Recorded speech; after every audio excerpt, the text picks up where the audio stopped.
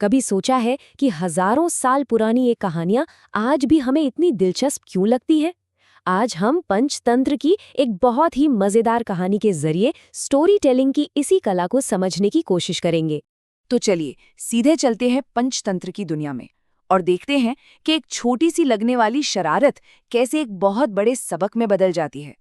देखिए, किसी भी अच्छी कहानी की शुरुआत होती है एक ऐसे किरदार से जो थोड़ा हटके हो, जो नियमों को तोड़ता हो। तो मिलिए हमारी कहानी की मेन कैरेक्टर से, जिसकी एक छोटी सी शरारत पूरे जंगल में हलचल मचा देती है।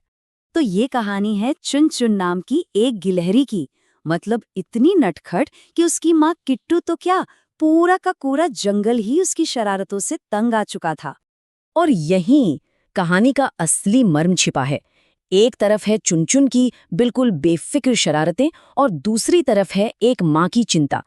ये जो खींचतान है ना माँ और बेटी के बीच, यही इस कहानी को इमोशनल बनाती है। अब देखिए, हर कहानी में एक टर्निंग पॉइंट आता है, एक ऐसा मोड़ जहां से सब कुछ बदल जाता है। और इस कहानी में वो मोड़ है एक ऐसी शरारत जो कह सकते हैं मजाक नहीं रहती।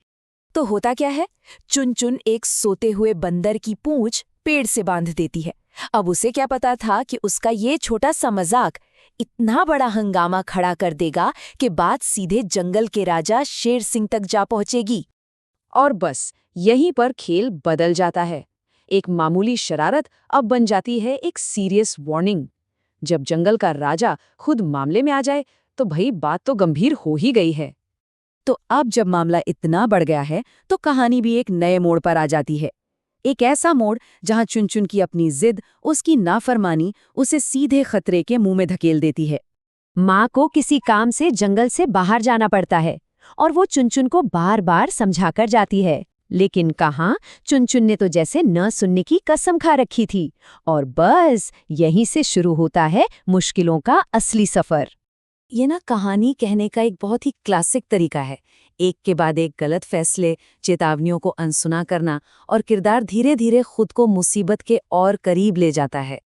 और अब हम पहुंचते हैं कहानी के क्लाइमैक्स पर, वो हिस्सा जहां सांसें थम जाती हैं। यहाँ एक एक पल कीमती है क्योंकि अब सवाल चुनचुन की जिंदगी का है। सोचिए, एक तरफ एक परेशान माँ अपनी बच्ची को ढूंढ रही है और ठीक उसी वक्त आसमान में एक बड़ा खतरा मंडरा रहा था। कालू कौवा जो उस पर नजर रख रहा था, वो एक ही नजर में समझ गया कि वो बाज, वो शिकारी किसी और के लिए नहीं बल्कि चुन-चुन का शिकार करने के लिए ही आया है। और यहीं कहानी एक बहुत ही खूबसूरत मोड़ लेती है।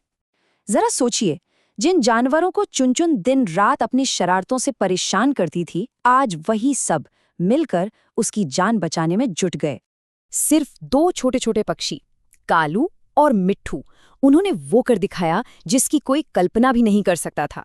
उन्होंने अपनी जान की जरा भी परवाह नहीं की और उस विशाल बाज से भिड़ गए। और नतीजा, उनकी ये हिम्मत काम कर गई।